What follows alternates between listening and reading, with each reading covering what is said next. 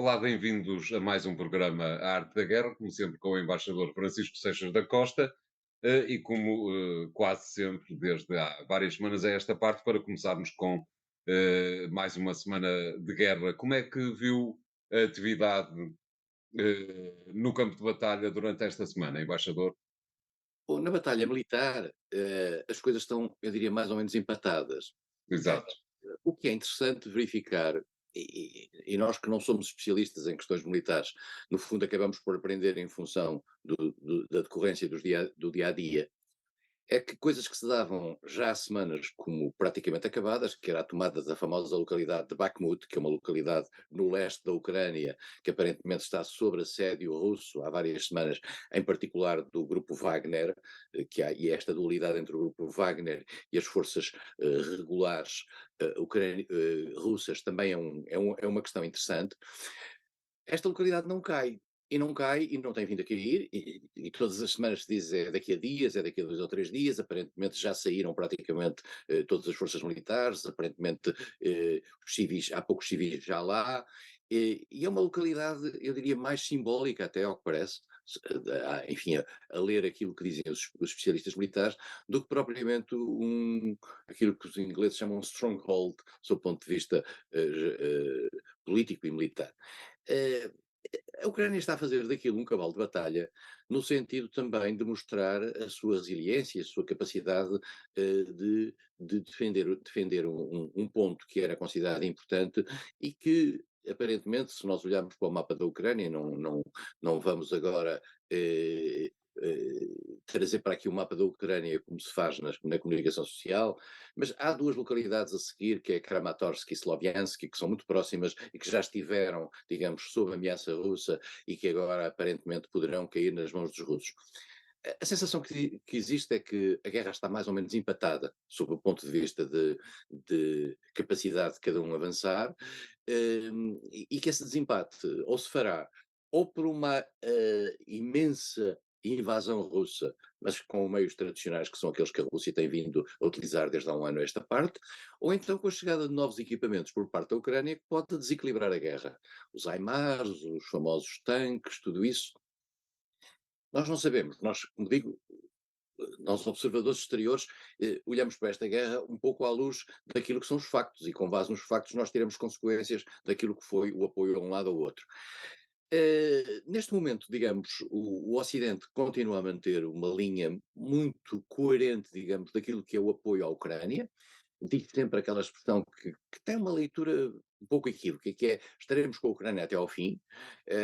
Resta saber o que é o fim. Se o fim for a vitória da Ucrânia, se o fim for a derrota da Ucrânia, se o fim for uma situação de compromisso e de impasse e de negociação entre os dois lados.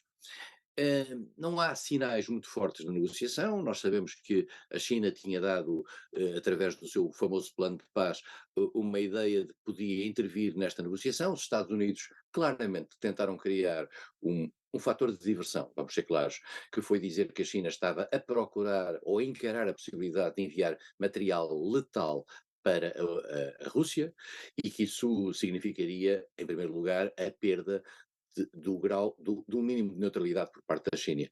É verdade, se a China fornecer material de natureza militar à Rússia contra a Ucrânia, a sua capacidade de servir de medianeiro num qualquer processo negocial desaparece.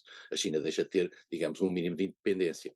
Mas que intenção é, peço desculpa por interromper, embaixador, que intenção é que terão tido os Estados Unidos para terem colocado a circular essa história?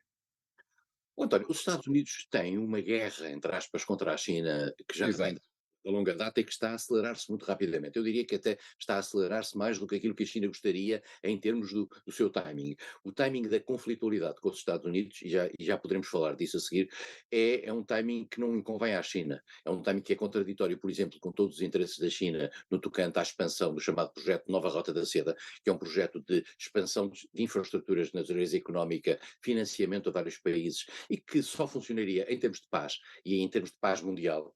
E isto, a situação atual não favorece a China. Os Estados Unidos querem, neste momento, utilizar todas as armas que puderem contra a China. A China é o seu adversário. mais até do que para a União Europeia. Para os Estados Unidos, a China é o grande adversário. E claro, como grande adversário, uma das coisas importantes que tem neste momento é descredibilizar a China, por exemplo, em relação ao chamado, àquilo que se chamava anteriormente o terceiro mundo, ao mundo desenvolvido, àquilo que claro, os cientistas políticos da modernidade chamam o sul global.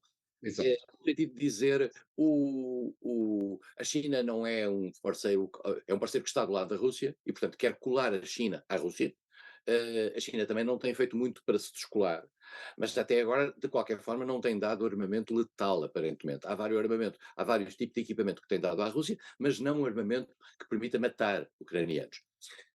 Como nós já aqui comentámos, a Ucrânia reagiu a esta questão do processo de paz, do projeto de paz chinês, de uma forma mais moderada do que os Estados Unidos, ou a União Europeia, ou a NATO, e disse: vamos ver, vamos analisar, etc. Nunca houve uma análise por aí além, e a sensação que se tem é que o plano de paz chinês é uma maneira da China se mostrar, digamos, no meio do terreno. E como volto a dizer, os Estados Unidos têm o interesse em que a China não esteja no meio do terreno, em claro. colar a China à Rússia. Eh, Parece-lhe que é mero acaso, embaixador, o facto desta história da oferta ou da venda de material militar chinês à Rússia, ter surgido imediatamente a seguir, à opinião e várias opiniões no mesmo sentido, ocorreram, uma delas da parte do insuspeito FMI, segundo as quais o reacender da economia global se deu porque a China desistiu da política de Covid-0, isto é, de alguma forma, a China voltava a ser o motor da economia global. Parece-lhe que é mera coincidência que esta história das armas chinesas apareça imediatamente a seguir a esta notícia?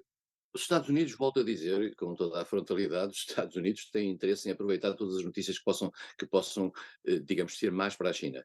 E, como o António dizia bem, os sinais chineses relativamente ao crescimento, não sendo já, estando muito longe daquilo que eram os crescimentos de dois dígitos daqui a uns anos atrás, desta maneira, os sinais este ano, o António disse do FMI, apontam para cerca de 5% de crescimento, o que, para 3% que tinha sido ano passado, significa um grande salto. De qualquer Claro, forma, isto já não permite à China aqueles avanços que tinha no passado. O fim da política de Covid-0, que foi desastroso para a China, eles lá saberão, mas de todo modo, rapidamente a China está a reentrar no mercado global com força e com capacidade económica. E mais do que isso, de certa maneira, não cumprindo a China, e não tem que cumprir, aquilo que são as sanções do Ocidente face à Rússia, a China não está incluída, as sanções os países, volto a dizer sempre aqui, para que as pessoas tenham consciência, as sanções que são determinadas, quer pela União Europeia, pelos Estados Unidos, não têm nenhum caráter obrigatório. Isto é, têm caráter obrigatório para quem quiser estar de bem com os Estados Unidos ou com a União Europeia, mas não são obrigatórias. Os Estados Unidos e a União Europeia podem tirar consequências nas suas relações bilaterais com os vários países, pelo facto de eles seguirem ou não esse tipo de recomendações. Mas quer a claro. China, quer a Índia, quer a própria Turquia, não seguem as sanções e não se sentem vinculadas às sanções. E por isso mesmo vive-se um momento em que a China, de facto, entrou num ciclo de conflitualidade com os Estados Unidos e agora podemos passar aqui muito rapidamente para o que se passou nas últimas horas, no momento em que estamos a gravar. Há uma conferência de imprensa do novo ministro dos Negócios Estrangeiros chinês, já eleito, portanto, depois da Assembleia do Povo, que no fundo define a nova linha, não é nova linha, define no fundo aquilo que é a continuidade da linha chinesa e no sentido de alertar os Estados Unidos para a circunstância de que estão a pôr mais escolhos no caminho do futuro. É muito interessante o discurso, eu recomendo vivamente a leitura de alguns extratos que estão aí na imprensa ocidental, porque o Ministro dos Negócios Estrangeiros utiliza uma linguagem que era muito comum no tempo do maoísmo, que é uma linguagem cheia de metáforas. O Ministro dos Negócios Estrangeiros diz assim, a pior coisa que nos pode acontecer a nós, isto é mais para os homens, mas sim senhoras também, quando estão a abotoar uma camisa, é começar por o botão errado. E quando começam pelo botão errado, os outros todos vêm de errados a seguir. E ele diz agora, os Estados Unidos estão no começo da relação com a China, a começar pelo botão errado, o que faz com que tudo o que vem a seguir venha errado. E faz outras análises com figuras interessantes.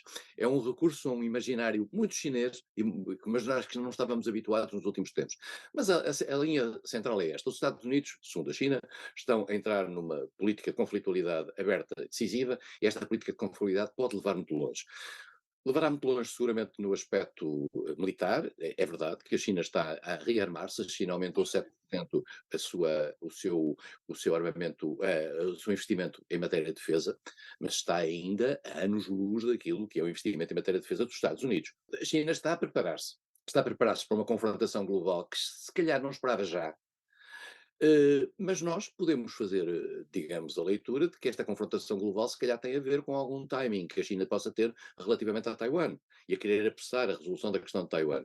Porque há uma tese, pode ser errada ou certa, que dizia Xi Jinping tem a ideia de que no seu mandato, no seu tempo, e nós sabemos que na China estes tempos são imensos e Xi Jinping pode lá ficar para as calendas que a saúde lhe der, hum, quer fazer a reunificação. Ele diz que a quer fazer por vias pacíficas. Não sabemos como, porque não há, da parte de Taiwan, nenhuma vontade de fazer a reunificação com a China e, portanto, não se está a ver como é que a via pacífica pode funcionar.